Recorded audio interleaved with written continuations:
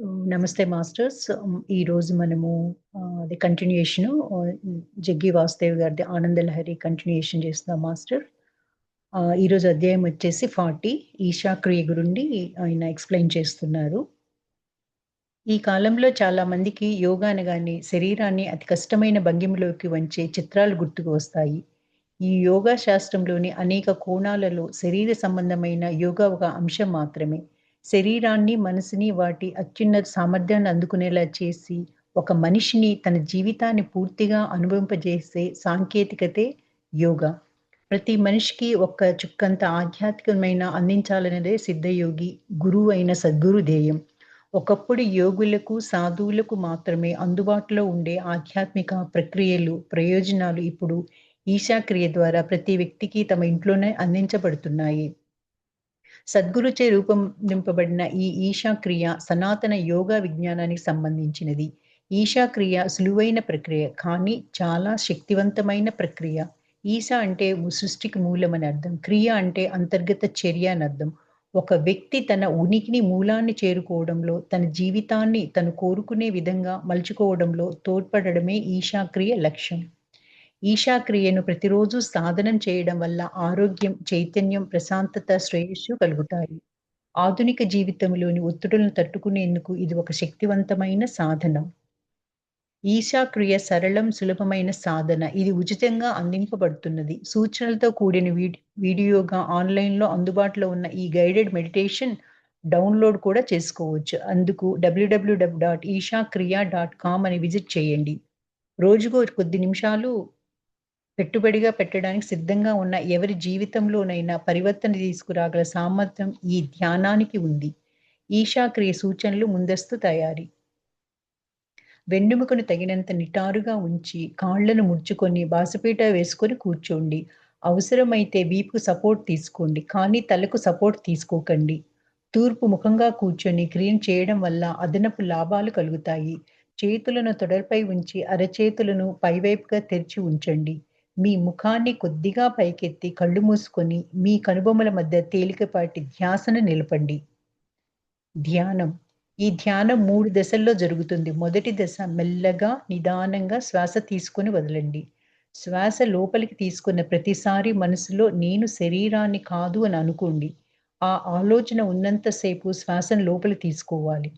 శ్వాసను బయటకు వదిలిన ప్రతిసారి నేను మనస్సును కూడా కాదు అని అనుకోండి. ఆ ఆలోచన ఉన్నంత సేపు శ్వాసను బయటకు వదలాలి. ఇలా 7-11 నిమిషాలు చేయండి.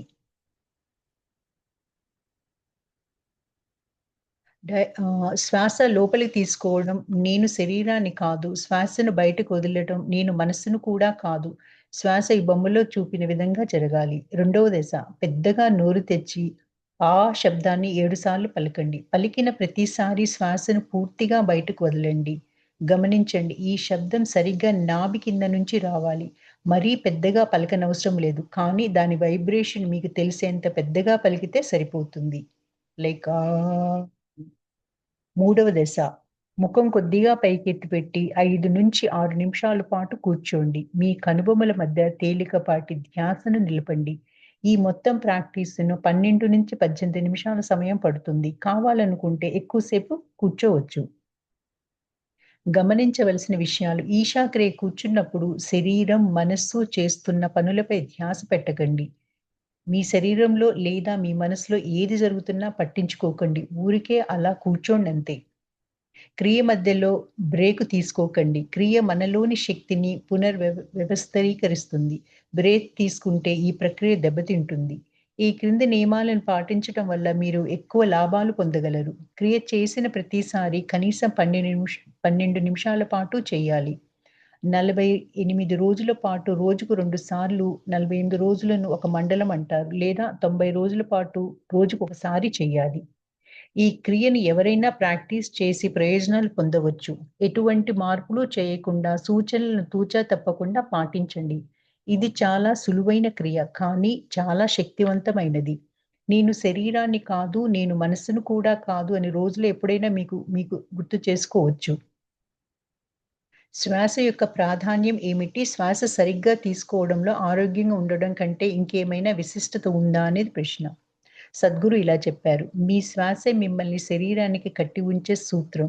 మీ శ్వాసను నేను తీసేస్తే మీ శరీరం మీ నుండి విడిపోతుంది. శ్వాసే మిమ్మల్ని శరీరంతో కట్టి ఉంచింది. మీరు దేన్నైతే శరీరం అంటారో, దేన్నైతే నేను అంటారో ఈ 2 శ్వాసతో బంధింపబడ్డాయి. ఈ శ్వాస మీ ప్రస్తుత వ్యక్తిత్వంలోని అనేక అంశాలు నిర్ణయిస్తుంది. మీలో జరిగే ఆలోచనలు, భావోద్వేగాలు, స్థాయిలకు అనుగుణంగా మీ శ్వాస గతులు మారుతుంటాయి. మీరు కోపంగా ఉన్నప్పుడు ఒకలా శ్వాస తీసుకుంటారు. ప్రశాంతంగా ఉన్నప్పుడు మరోలా శ్వాస తీసుకుంటారు. ఆనందంలో ఉన్నప్పుడు ఒకలా శ్వాస తీసుకుంటారు. దుఃఖంలో ఉన్నప్పుడు ఇంకోలా శ్వాస తీసుకుంటారు. ఇది మీరు గమనించారా? దీనిని దృష్టిలో పెట్టుకొని ప్రాణాయామం క్రియలకు సంబంధించిన శాస్త్రం ఆవిర్భవించింది. ఒక విధమైన పద్ధతిలో కావాలనే శ్వాస తీసుకోవడం వల్ల మీరు ఆలోచించే విధానంలో, అనుభూతిలో, జీవితాన్ని అర్థం చేసుకొని అనుభవించే విధానంలో మార్పు తీసుకురావచ్చు. మీ శరీరంతో, మనస్సుతో వేరే ఇతర పనులు చేయడానికి ఈ శ్వాసను ఎన్నో రకాలుగా ఒక సాధనగా ఉపయోగించుకోవచ్చు. ఈ ఈషా క్రియలో ఒక సులభమైన శ్వాస ప్రక్రియను వాడుతున్నాము. కానీ క్రియ అన్నది శ్వాసలో లేదు. శ్వాస అనేది ఒక పరికరం మాత్రమే. శ్వాస అనేది ప్రేరణ మాత్రమే. క్రియలో ఏం జరుగుతుంది అనేది మాత్రం శ్వాసకు సంబంధించింది కాదు. మీరు ఏ విధంగా శ్వాస తీసుకుంటారో, అదే విధంగా ఆలోచిస్తారు. మీరు ఏ విధంగా ఆలోచిస్తారో, అదే విధంగా శ్వాస తీసుకుంటారు. మీ జీవితం, మీ ఆచేతన, మనస్సు అంతా మీ శ్వాసలో రాసిపెట్టి ఉంటుంది. మీ శ్వాసను మీరు చదవగలిగితే, మీ గతం, వర్తమానం, భవిష్యత్ అంతా కూడా మీరు శ్వాస తీసుకునే విధానంలో రాసిపెట్టి ఉంటుంది. దీనిని మీరు గ్రహిస్తే మీ జీవితం చాలా భిన్నంగా ఉంటుంది. ఇది అనుభవపూర్వకంగా తెలుసుకోవలసినది. దీనిని మీరు ప్రతిపాదించలేరు. ఏమీ చేయకుండా, ఏమీ ఆలోచించకుండా కేవలం ఒక జీవంలా మీరు ఇక్కడ కూర్చోగలిగితే, ఇలా కూర్చోవడంలోని పరమానందం మీకు తెలిస్తే జీవితం చాలా భిన్నంగా ఉంటుంది. ఒక విధంగా దీని అర్థం ఏమిటంటే, ఒక చుక్క మద్యం కూడా సేవించకుండా, ఏ మాదక పదార్థాలు తీసుకోకుండా, ఊరికే ఇక్కడ కూర్చొని మీ అంతట మీరు ఉన్మత్తులు కాగలరు. దీనికి ఇప్పుడు శాస్త్రపరమైన రుజువులున్నాయి. మీలో ఒక రకమైన స్పృహ ఉంటే ఊరికే కూర్చొని అపారమైన ఆనందాన్ని పొందేలా మీ శారీరక వ్యవస్థను చైతన్యం పరచవచ్చు. ఎప్పుడైతే ఊరికే కూర్చొని శ్వాస తీసుకోవడం ఒక గొప్ప ఆనందం అవుతుందో, అప్పుడు మీరు చాలా ఉల్లాసమైన, అద్భుతమైన వ్యక్తిగా మారుతారు. ఎందుకంటే నిత్యం మీలో మీరు ఒక గొప్ప స్థితిలో ఉంటారు. పూర్వం కంటే మనసు మరింత చురుకుగా తయారవుతుంది. క్రియ చేసేటప్పుడు ఎందుకు తల కొంచెం పైకెత్తి పెట్టాలి? సద్గురు ఇలా అన్నారు. తల కొంచెం పైకెత్తి కూర్చునేది ఆకాశంలో తేలేలేదో చూడడానికో, లేక ఏదో ఊహించుకోవడానికో కాదు. పైకి చూస్తున్నప్పుడు మీ శరీర వ్యవస్థకు గ్రహింపు శక్తి పెరుగుతుంది. ఇది ఒక కిటికీ తెరవడం లాంటిది. అంటే ఇది అనుగ్రహానికి పాత్రులవడం అన్నమాట. మీరు ఇష్టపడి స్వీకరించడానికి సిద్ధపడినప్పుడు మీ శరీరం సహజంగానే పైకి తిరుగుతుంది. శబ్దాన్ని ఉచ్చరించడం వల్ల నాపై ఎలాంటి ప్రభావం ఉంటుంది? సద్గురు ఇలా అన్నారు. మీరు ఆ శబ్దాన్ని ఉచ్చరించినప్పుడు మీ శరీరంలో నిర్వహణా కేంద్రం ఉత్తేజితమవుతుంది. ఇదే మణిపూరిక చక్రం లేదా నాభి కేంద్రం. ఈ మణిపూరిక మీ నాభికి సుమారు 35 అంగుళం కింద ఉంటుంది. మీరు మీ తల్లి గర్భంలో ఉన్నప్పుడు ఈ స్థానం వద్దనే నిర్వహణాళం నిర్వహణ నాళం మీ శరీరం కలిసి ఉంటుంది. ఇప్పుడు ఆ నాళం లేదనుకోండి. కానీ నిర్వహణ కేంద్రం మాత్రం మీ నాభిలోనే ఉంటుంది. భౌతిక శరీరం లాగా ఒక శక్తి శరీరం కూడా ఉంటుంది. ఈ శక్తినే మనం ప్రాణం అని కూడా అంటాము. ఈ శక్తి మన శరీరంలో కొన్ని నిర్దేశ పద్ధతుల్లో మాత్రమే ప్రవహిస్తుంది. ఎలా పడితే అలా కుదరదు. దాని చలనానికి 72,000 వేర్వేరు మార్గాలున్నాయి. ఇంకొక విధంగా చెప్పాలంటే శరీరంలో 72,000 మార్గాల ద్వారా ఈ శక్తి ప్రవహిస్తుంది. కాబట్టి నాడులనేవి శరీరంలో శక్తి ప్రవహించే మార్గాల లే లేదా దారులు. వీటికి భౌతికపరమైన రూపం ఏమీ ఉండదు. మన శరీరాన్ని కోసి చూస్తే ఈ నాడులు కనపడవు. కానీ మీలో ఎరుక, అవేర్‌నెస్ పెరుగుతున్న కొద్దీ ఈ శక్తి ఎలా పడితే అలా కాక కొన్ని నిర్దేశిక మార్గాలలో ప్రవహించటం మీరు గమనించగలుగుతారు.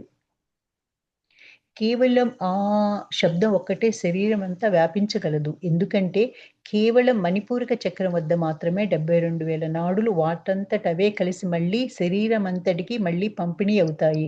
మీరు ఆ శబ్దాన్ని ఉచ్చరించినప్పుడు ప్రకంపనలు ఈ సుమారు 30 అంగుళం కింద మొదలై శరీరమంతా వ్యాపించటం మీరు చూస్తారు. ఈ ప్రకంపనలు మీ నిర్వహణ కేంద్రకాన్ని శక్తివంతంగా తయారు చేయడానికి ఎంతో దోహదం చేయగలవు.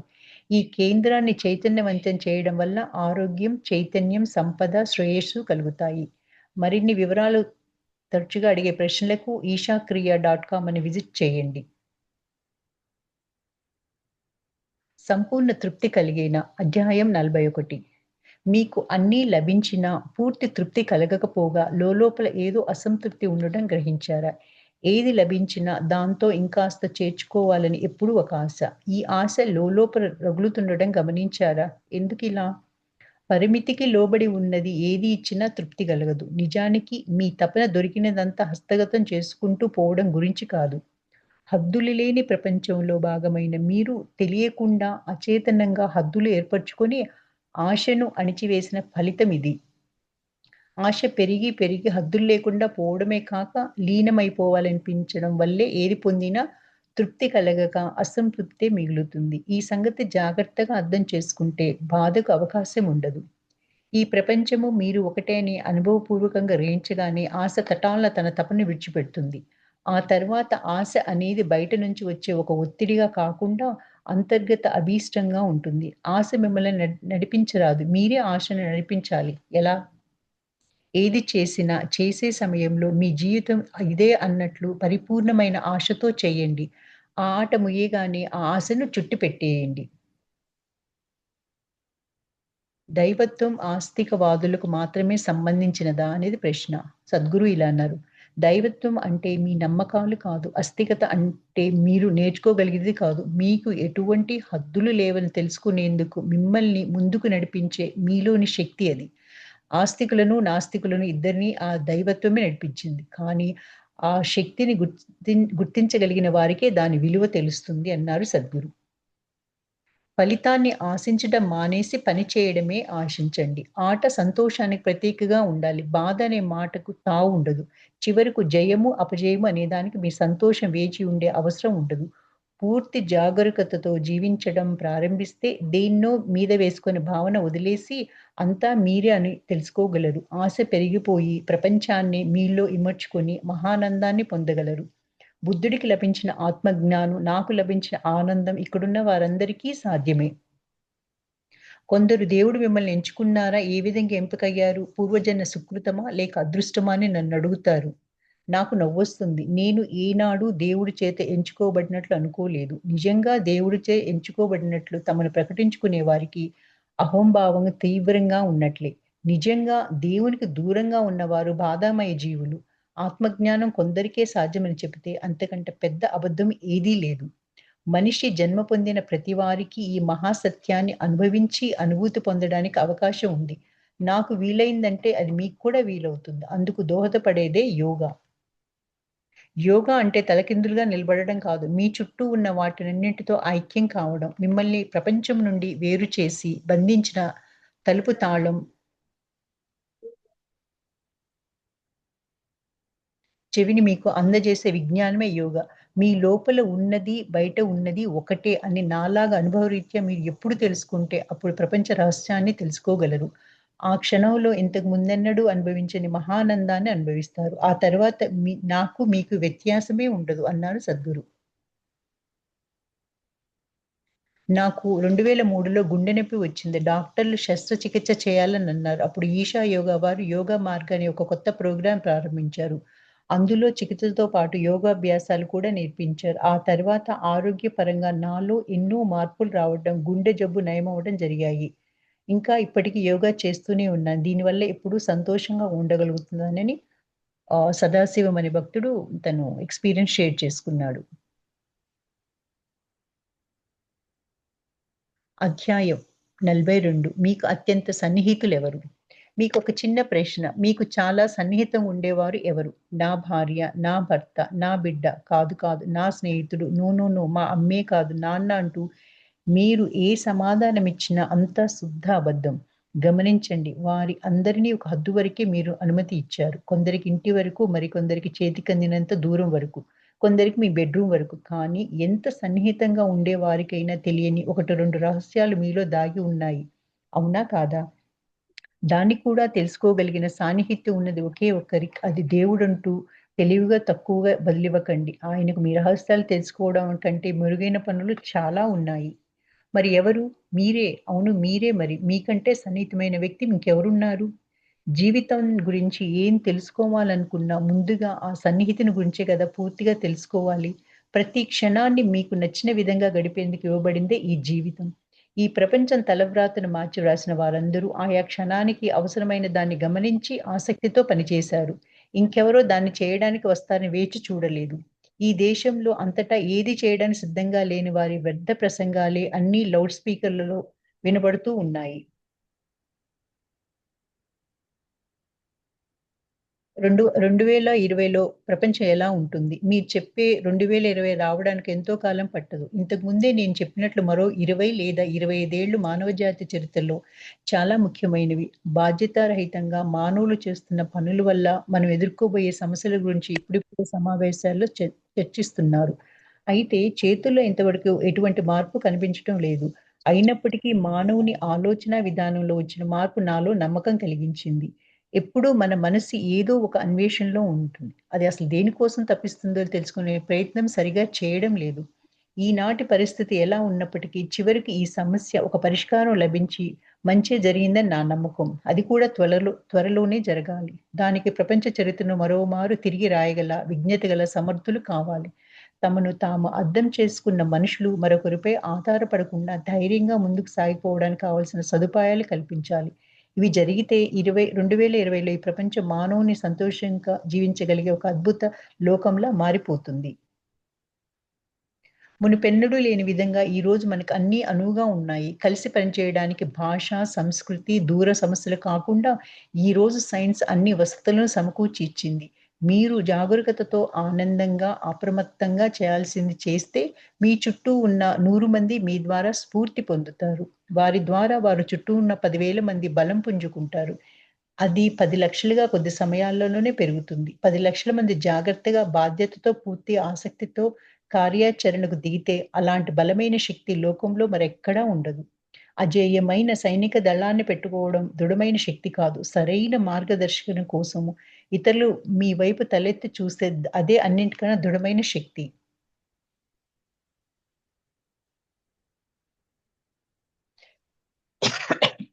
అంటే అది ఉంటే కోటాను ప్రజలు కోట్ల ప్రజలకు ఈరోజు ఇప్పుడే అత్యున్నత దశకు తీసుకెళ్లవచ్చు.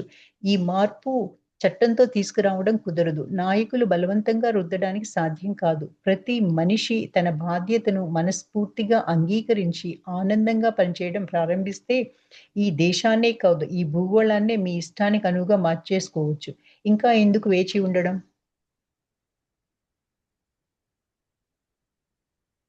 అధ్యాయం 43 అన్యమతస్థులకు యోగా పనిచేస్తుందా?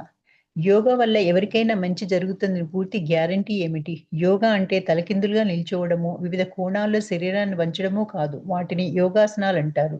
అది యోగములో ఒక చిన్న భాగం మాత్రమే. యోగా అంటే మీ వ్యత్యాసాలను త్యజించి అన్నింటితో ఐక్యం కావడం. వేల సంవత్సరాల క్రితం యోగాభ్యాసాలు నేర్పించిన దాఖలాలు మన దగ్గర ఉన్నాయి. ఖచ్చితమైన ఉపయోగం లేకపోతే వేల సంవత్సరాలుగా యోగా తన ఉనికిని కాపాడుకోగలిగేదా? గత 100 తరాలలో నాగరికతలు, సంస్కృతులు, భాషలు ఎన్నో రకాలుగా మారిపోయాయి. కానీ యోగాకు మాత్రం మన్నత తగ్గలేదు. సక్రమమైన యోగా ఒక విజ్ఞానం. బల్బు ఎలా పనిచేస్తుందో తెలియనివాడు స్విచ్ వేసినా లైట్ వెలుగుతుంది. యోగా కూడా అలాంటిది. చదువు ఉన్నా, లేకపోయినా దానికి సంబంధం లేదు. ఒక సంస్కృతికి లేక ఒక మతానికి అది బానిస కాదు. ఏ ఒక్క జాతికో అది సంబంధించింది కాదు. ఏ దైవ నమ్మకమో దానికి అవసరం లేదు. ఈషాలో యోగా అలానే నేర్పిస్తున్నాం. దేశంతోనూ ముడిపడలేదు కాబట్టే యోగా ప్రత్యేక మహత్తుని కలిగి ఉన్నది. దేనితోనూ ముడిపడి కాబట్టే యోగా ప్రత్యేక మహత్తుని కలిగి ఉంది. నేను మానసికంగా ఎంతో అలసిపోయిన సమయంలో ఈషా వారి ఇన్నర్ ఇంజినీరింగ్ తరగతిలో చేరాను. అధ్యాపకులు చెప్పే విషయాలు నాకు నచ్చకపోతే అక్కడే వాదించేవాడిని. అయితే ఆ తర్వాత బాగా అభ్యాసం చేయాలని నిశ్చయించుకున్నాను. అప్పుడు నాలో ఉత్సాహం పెరిగింది. తర్వాత నా చుట్టూ వారు వేసే ప్రశ్నలకు నేను చెప్పే సమాధానం కూడా మారింది. ఎంతో అవసరమైతే కానీ నీతో మాట్లాడనని ఓసారి మా తండ్రి గారితో కోపం చెప్పాను. అప్పుడు ఆయనతో మామూలుగానే మాట్లాడుతున్నా. నా సోదరితో ఎప్పుడు ఏదో ఒక విషయం వల్ల గొడవ పడేవాడిని. అయితే ఇప్పుడు ఆమెతో నేను ఎంతో సహనంగా వ్యవహరిస్తున్నాను. కొన్ని నెలల క్రితం శాంభవి మహాముద్ర అభ్యసించడం మొదలెట్టాక నా సైనస్ సమస్య తగ్గింది. దానివల్ల ప్రశాంతంగా నిద్రపోగలుగుతున్నాను. ప్రతిరోజు ఒక అరగంట పాటు చేసే ఈ యోగాభ్యాసం వల్ల రోజంతా ఎంతో ఉత్తేజవంతంగా ఉంటుంది. శారీరకంగా ఎన్నో మార్పులు వచ్చాయి. ఈ మార్పుని నేను మామూలు మాటల్లో వర్ణించలేను. నా జీవితంలో ఈసా నాకు లభించిన ఒక అమూల్యమైన కానుక అనడం అతిశయోక్తి కాదు. సద్గురుకు ఆయన నేర్పించిన మహత్తరమైన యోగాకు నా శిరస్సు వంచి పాదావందనం చేస్తున్నా అన్నారు ఒక ఫాలోయర్. అతని పేరు సెల్వ. Design engineer Bengaluru. ప్రపంచంలో గొప్ప గొప్ప సైంటిస్టులు, పేరొందిన డాక్టర్లు, ప్రముఖ విద్యావేత్తలు, విజయవంతమైన పారిశ్రామికవేత్తలు అంతా యోగా వల్ల ప్రయోజనం పొందారు. బయటి దేశాల్లో మేము నేర్పే యోగాని ఇక్కడ భారతదేశపు గ్రామాల్లో కూడా నేర్పుతున్నాం. మీరు స్త్రీలా, పురుషులా, నలుపా, తెలుపా, ఎరుపా, ఇండియన్‌లా, అమెరికన్‌లా అనేది యోగాకి అవసరం లేదు. మీరే స్థితిలో ఉన్నా సరైన యోగా పనిచేస్తుంది. సక్రమమైన యోగా ద్వారా హద్దులను ఛేదించటం వీలవుతుంది. మహానందాన్ని చవిచూడవచ్చు. మీలోని పూర్తి శక్తిని మేల్కొల్పితే తర్వాత ఈ ప్రపంచంలో ఏ ఆటనైనా సునాయాసంగా ఆడగలుగుతారు. వ్యాపారం, కుటుంబం, ఆధ్యాత్మికత, యుద్ధం ఏదైనా మీపై ఎటువంటి గాయాలు వదలకుండా జీవితం అనే ఆటని మీరు పూర్తిగా ఆడవచ్చు. అంతరంగంలో హద్దులను ఛేదించి మహదానందాన్ని చవిచూసే వరకు బయట నుండి సేకరించిన నేర్పుతోనే మీరు ఆడగలుగుతారు. ఆశించినవి మీ సామర్థ్యానికి తగినట్లే లభిస్తాయి. కానీ ఆశయంతో కార్యం ప్రారంభిస్తే అదే మీకు సంతృప్తి కలిగిస్తుంది. ఓడిపోయినా బాధ కలగదు. దొరికిన 1000 మంచి విషయాలు మరిచి దొరకని దాని కోసం వేదన చెందడం లాంటి తెలివి తక్కువ ఆలోచనలు మీ దరి చేరవు. అందరికీ ఒకే రకంగా డబ్బు, అధికారము, పదవి, వసతులు సాధ్యం కాకపోవచ్చు. కానీ అందరూ తమ లోపల ఆనందాన్ని పొందడానికి అడ్డుకోవడం ఎవరికి సాధ్యం? ప్రపంచ చరిత్రలో యోగా లెక్కలేనంత మందికి పనిచేసింది. అపజయం లేదు, ఓడిపోయి లేదు. నాకు కూడా పనిచేసింది. మీకు కూడా పనిచేయకుండా ఉండదు. యోగా తోడుంటే మీరు అనుకున్నట్లుగా సృష్టించుకోవచ్చు. ఇంకా ఎందుకు ఆలోచించండి రండి. మీరెవరైనా సరే మీ అందరి కోసం యోగా మహాద్వారాలు తెరుచుకొని వేచి ఉన్నాయి. అధ్యాయం 43 కల్పవృక్ష ధ్యానం. ధ్యానం అనేది మీ శరీరం, మనసులకు అతీతమైన స్థితి. మీరిక్కడ ఒక శరీరంగానో లేదా మనసుగానో ఉంటే బాధను తప్పించుకోలేరు. అటువంటి పరిస్థితుల్లో సంతోషంగాను ఉండడం కేవలం యాదృచ్ఛికం కావచ్చు. వేటిని మీ శరీరం, మీ మనసు అని చెప్తున్నారో అవి ప్రస్తుతం మీ చేతుల్లో లేవు. కనుక మీరు సంతోషంగా ఉండడం, ఉండకపోవడం అనేది మీ చేతుల్లో లేదు. మీరున్న పరిస్థితుల చేతుల్లో ఉంది. ధ్యానం ఉంటే ఈ శరీరానికి, మనసుకు ఉన్న హద్దులను దాటి సృష్టి మూలాన్ని తాకటం. సృష్టి మూలాన్ని తాకుతూ ఉన్నప్పుడు ఆ క్షణంలో మీరే విధంగా ఉన్నారనేది శరీరము, మనసు నిర్ణయించవు. మీ జీవితంలో ప్రతి క్షణము సృష్టి మూలం వల్లనే కొనసాగుతుంది. దానితో మీరు సంపర్కంలో ఉన్నారా? లేదా? అన్నదే ప్రశ్న. యోగా యొక్క సూక్ష్మం ఇదే. యోగా అంటే సృష్టిలో ఒక చిన్న భాగంగా ఉన్న స్థితి నుంచి సృష్టికర్తగా మార్పు చెందడం. ఇది దైవాన్ని అన్వేషించడం కాదు, దైవంగా మారడం. 100 సంవత్సరాల క్రితం నేను టెలిఫోన్ ద్వారా ఎక్కడికో ఉన్న వ్యక్తితో మాట్లాడుతుంటే నన్ను ఒక దేవదూతగానో, దేవుడి సంతానంగానో, లేక దేవుడిగానో భావించి ఉండేవారు. కానీ నేడు అది అందరూ మామూలుగా వాడుకునే ఒక పరికరం.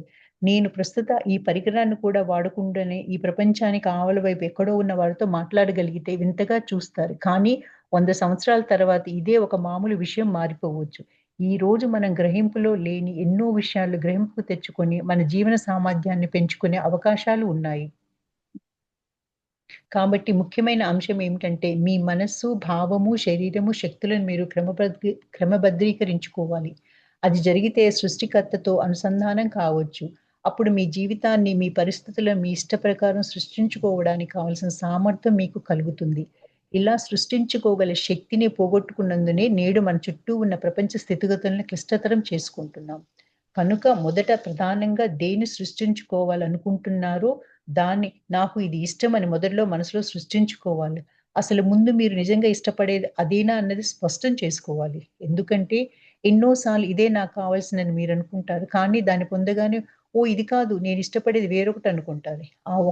ఆ ఇంకొకటి గూడా మీకు కాదు కాదు నేను ఇష్టపడేది వేరే అనుకుంటా. ఇది ఇలా సాగిపోతూనే ఉంటుంది. కాబట్టి నిజంగా మనం దేన్ని కోరుకుంటున్నాం అనేది సరిగ్గా నిర్ణయించుకోవాలి.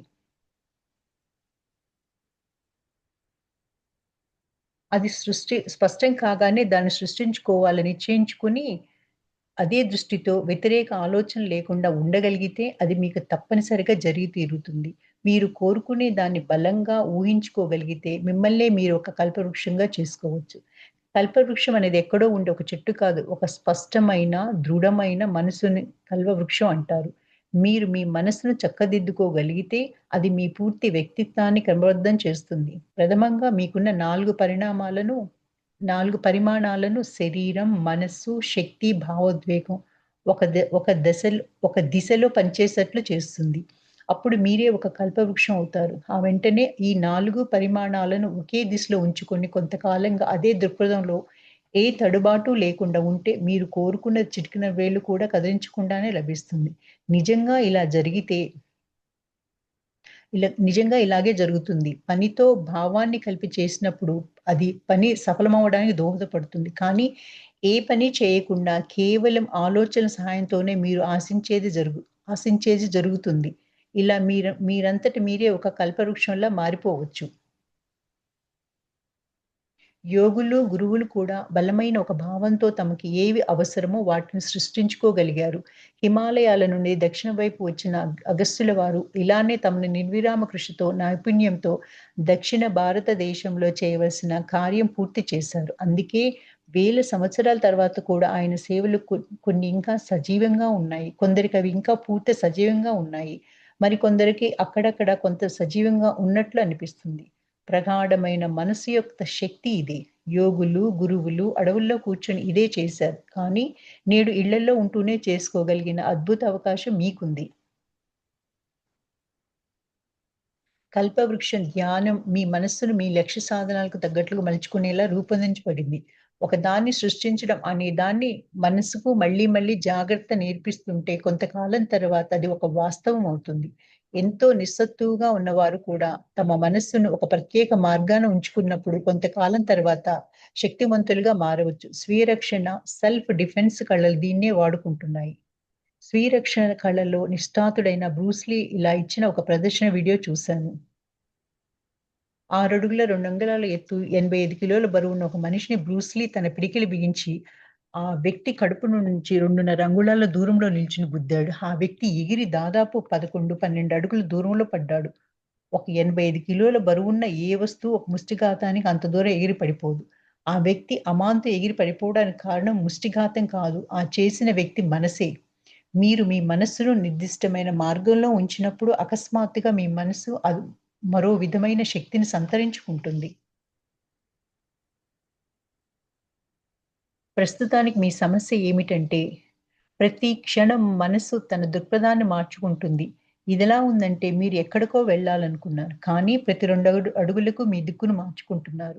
ఇలాగైతే మీరు చేరుకోవలసిన ప్రదేశానికి చేరుకోవడం కఠినమవుతుంది. యాదృచ్ఛికంగా జరిగితే జరగవచ్చు. యోగా సంస్కృతిలో ఒక స్థిరత్వం లేని మనస్సును మరకటం అంటున్నారు. కోతి ఎప్పుడూ నిలకడగా లేకుండా ఉంటుంది. ఎవరెలా చేస్తే అలాగే చేస్తుంది. నిలకడగా లేని మనిషి కూడా దీన్ని పోలి ఉంది. కాబట్టి నిలకడ లేని మనస్సును ఒక కోతితో పోలుస్తున్నారు. కానీ మీ మనస్సును ఒక ప్రత్యేకమైన పద్ధతిలో క్రమబద్ధం చేసుకున్నప్పుడు అది మీ వ్యక్తిత్వం అంతటిని కూడా క్రమబద్ధం చేస్తుంది. చెప్పలేనన్ని ప్రయోజనాలివ్వగలిగిన ఎన్నో సులభమైన అభ్యాసాలను యోగా అందించింది. వాటి వల్ల అనేకులు ప్రయోజనం పొందారు. అందులో కల్పవృక్షం ధ్యానం ఎంతో సులభమైన అభ్యాసం. మిమ్మల్ని పట్టి ఉంచిన హద్దులను చెరిపేస్తుంది. మీ ప్రస్తుత స్థితిని దాటి మిమ్మల్ని మీరు తెలుసుకోవడానికి ఈ ధ్యానం ఎన్నో రెట్లు అవకాశం ఇస్తుంది. ఈ ప్రపంచంలో ఉన్న ప్రతి మానవుడు తనలో ఉన్న సృష్టి మూలంతో అనుసంధానమై ఉండాలనే ఆకాంక్ష, ఆశీస్సులు అప్పుడు అతను ఒక సృష్టిలో ఒక భాగంగా కాక సృష్టికర్తలా ప్రవర్తించవచ్చు.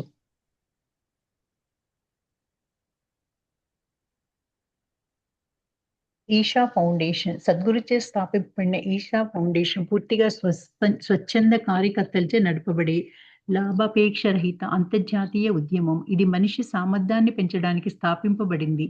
ప్రతి మనిషి మరొకరిని శక్తివంతం చేయగల నమ్మకంతో, ప్రేరణ, వ్యక్తిగత ఎదుగుదల ద్వారా విశ్వ సమాజాన్ని పునర్జీవనం చేయాలనే ధ్యేయంతో ఈ సంస్థ ఏర్పాటైంది.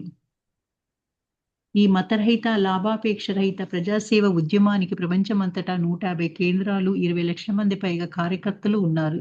ఇది మానవ శ్రేయస్సుకు సంబంధించిన అన్ని విషయాల పరిగణలోకి తీసుకుంటుంది. ఆధ్యాత్మికోన్నతి కోసం శక్తివంతమైన యోగా కార్యక్రమాలను, సమాజాన్ని, పర్యావరణాన్ని పరీక్షించే ప్రణాళికలను, విశ్వ అభ్యున్నతి కావాల్సిన కలుపుగోలు సంస్కృతిని పెంపొందించే కార్యక్రమాలను ఈషా అందిస్తుంది. ప్రపంచ ఆర్థిక మరియు సాంఘిక సంస్థ ఈషాను తన ప్రత్యేక సలహాదారుగా నియమించుకోవటం ఈ విషయాల్లో ఈషా ప్రపంచపు గుర్తింపు పొందిందనటానికి తార్కాణం. ఈషా సంస్థ ముఖ్య కార్యాలయం కోయంబత్తూరు దగ్గర వేళంగిరి పర్వత పాదాల వద్ద పచ్చని అటవీ ప్రాంతంలో ఉంది. అమెరికాలోని టెన్నెసీ రాష్ట్రంలో Isha institute of inner sciences అనే పేరుతో మరొక శాఖ ఉంది. సద్గురు యోగి, మర్మజ్ఞుడు, దార్శనికవేత్త అయిన సద్గురు ఒక విశిష్టమైన ఆధ్యాత్మిక గురువు. మనతో ముగ్ధులను చేసే వారి ప్రగాఢ జ్ఞానం, కార్యశీలత, వారి జీవితం, కార్యకలాపాలు, యోగా అనేది ఒక పురాతన నిగూఢ శాస్త్రం కాదని మనకి ఈ రోజుల్లో కూడా ఎంతో ఉపయోగపడే ఒక సమకాలీన శాస్త్రమని గుర్తు చేశారు. తర్కం, చమత్కారాలతో కూడుకున్న సద్గురు ప్రసంగాలు ఆయనకు ఒక గొప్ప వక్తగా, అభిప్రాయ నిర్మాతగా, ఒపీనియన్ మేకర్గా అంతర్జాతీయ ఖ్యాతిని తెచ్చిపెట్టాయి. మానవ హక్కులు, వ్యాపార విలువలు వంటి విషయాలలో పాటు సామాజిక, పర్యావరణం, అస్తిత్వం వంటి వివిధ విషయాల్లో కూడా మాట్లాడే సద్గురు తన ప్రసంగాల నిమిత్తం ప్రపంచవ్యాప్తంగా ప్రయాణిస్తుంటారు. మానవ చైతన్యాన్ని పెంచడమే సద్గురు యొక్క నిరంతర ప్రయత్నం. ప్రజలు తమను తాము పరివర్తన చేసుకున్నందుకే ఆయన అసంఖ్యమైన ప్రక్రియలను, పద్ధతులను సృష్టించాడు. ఇన్నర్ ఇంజనీరింగ్ వంటి యోగా, ధ్యాన కార్యక్రమాల నుండి ధ్యానలింగం వంటి శక్తివంతంగా ప్రాణప్రతిష్ఠ చేయబడిన స్థలాల వరకు సద్గురు తన జీవితంలో చేసేదంతా తన దివ్యత్వాన్ని అనుభవించిన వ్యక్తిపరిచే విధంగా ప్రజలకు సహాయపడడానికి ఎంతో మంది ఆత్మజ్ఞానుల స్వప్నమైన ధ్యానలింగాన్ని 1999లో సద్గురు ప్రాణప్రతిష్ఠ ద్వారా స్థాపించారు. ప్రపంచంలో ప్రస్తుతం ఇటువంటి లింగం ఇది ఒక్కటే. దానితో పాటు సద్గురు ఆదిశక్తి యొక్క మహోజ్వల వ్యక్తీకరణ అయిన లింగభైరవిని మనకు అందజేశారు. ఇటీవలే సాధకులు అనేక అవకాశాలు కల్పించే ఆదియోగి ఆలయాన్ని కూడా అందించారు.